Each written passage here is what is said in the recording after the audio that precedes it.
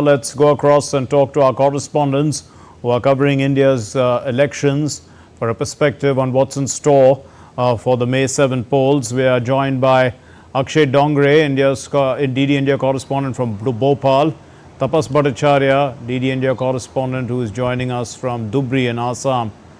Well, Akshay, the BJP has won Bhopal by huge margins, holding on to the seat since 1989. And in 2019, the Congress had fielded the former Chief Minister Digvijay Singh, but it made little impact or little difference. So tell us, a bit about the candidates this time round, Alok Sharma and Arun Srivastava. Put this all into context for us. Well, both of these candidates, Alok Sharma and Arun Srivastava, are new faces as far as the seat of Bhopal is concerned for the Lok Sabha elections. Both of them are contesting for the first time. Earlier, the candidates from the Bharatiya Janata Party, Alok Sharma, was a mayor of Bhopal. He's well aware of the municipal issues. Arun Srivastava is a senior Congress leader. He's a lawyer as well, and both of them are contesting on a seat from Bhopal for the first time for the Lok Sabha elections. However, there are other seats as well that are making news, and in fact, these seats are in a way bigger than Bhopal in terms of the candidates. That include the Vidisha seat, from where Shivraj Singh Chauhan, the former Chief Minister of the state and a 5-time Member of Parliament from the state, is contesting polls against the Indian National Congress candidate, who's also a former Member of Parliament from Vidisha. That is Pratap Bhanu Sharma. Now, this is one seat from the other seat that we are talking about is the Guna, from where Jyotiraditya Scindia is contesting, who is also Union Aviation Minister. He was earlier in the Congress party. He shifted then to the Bharatiya Janata Party from Rajgarh. Another important seat, former Chief Minister Digvijay Singh is contesting from Indian National Congress against the incumbent Member of Parliament Rodbal Nagar. So the contest is quite difficult this time for the Indian National Congress, especially because of the fact that just ahead of the elections, we have been seeing that a lot of defections are taking place. Already, the INC does not have a stronghold in the state of Madhya Pradesh.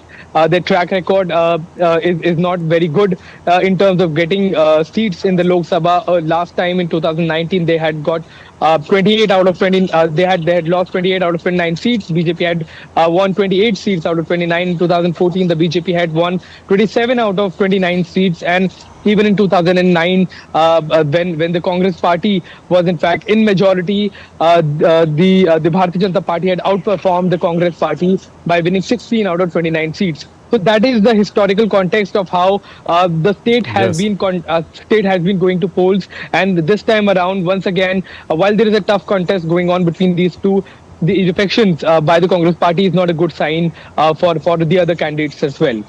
Indeed. Let's go across to Tapas, who's joining us from Dhubri in Assam.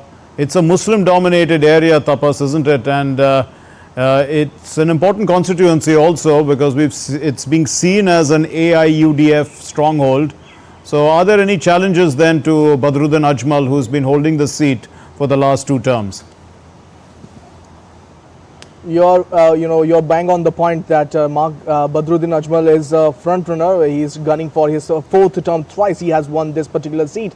But yes, there is quite a considerable number of candidates that are coming, and especially Congress candidate. He has Mr. Rakibul Hassan.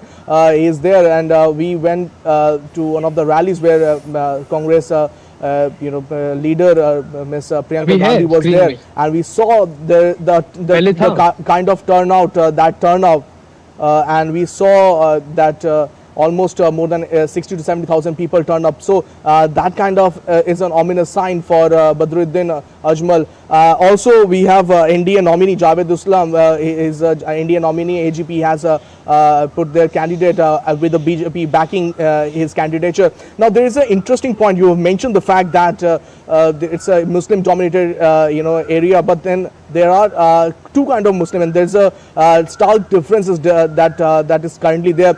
We were there and we saw one. There is about Desi Muslim, who were people who there in Assam for long period of time, and then the other one who came from Bangladesh, Bangladesh immigrant Muslim, and they have actually a sizable number of their population here in Dhubri and nearby Barpeta area. So that actually is going to be a major point of focus.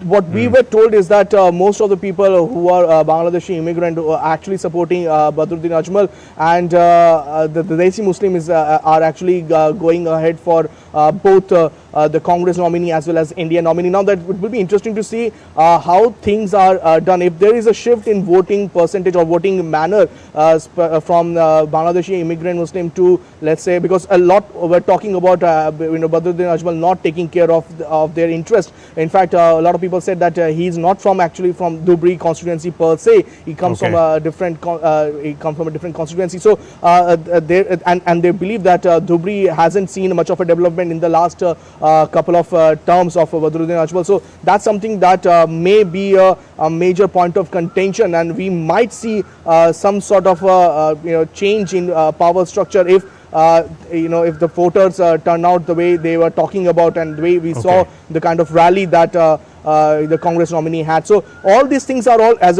I mentioned, these are all permutation and combination how things will pan out on the day of election, when it's 7th of May, the 4th constituency of Assam, and will go to polls in the last phase. But it will be interesting to see how people in Dhubri vote. And also remember, out of the 4 constituency, in 3 there are 3-corner contest that is taking place. It's only in Guwahati that's it's a direct contest between Congress and BJP. Yes, let's go across once again to Akshay. Akshay, you did mention about, a lot of the people leaving one particular party, joining another, happening at this time just before the elections. It's been happening for some time actually. Why is this exodus taking place within, let's say, the Congress party? Well, see, Mark, if you look at the organizational structure here in the state of Madhya Pradesh, then the Congress party has been in opposition for a very long time. It was only for a brief period of time before this last government that Congress was in power for some time. Then again defections took place. BJP again was able to form government, as a lot of member of legislative assemblies shifted from the Congress party to the BJP. The Congress party leveled allegations of horse trading. The BJP said that if the leaders from your party want to come and join our party, then it's not our fault. You have to put your house in order first. So if we look at the last 2 to 3 decades, then the state of Madhya Pradesh has been considered a saffron citadel. It has been considered a stronghold for the Bharatiya Janata Party. The Congress Party has been for the majority of times, the Congress Party has been in either the opposition, and when it comes to Lok Sabha elections, they have been getting much lesser seats than the Bharatiya Janata Party, especially in the last election, where the Congress Party has been devastated with just 2 and 1 seats in 2014 and 2019 elections. This time around as well, what we have seen from the legislative assembly elections, the Congress party has not in fact recovered their losses from the last 2 decades. There is still a lot of hopelessness in the Congress camp, and perhaps that's the reason why a lot of candidates or a lot of leaders from the party are looking for better alternatives.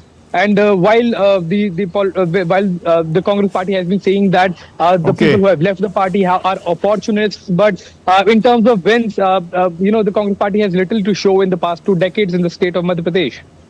Yeah, we leave it there. Thank you very much, Akshay Dongre and Tapas Bhattacharya. Thank you for joining us from Bhopal and Dhubri and giving us an understanding of the ground situation.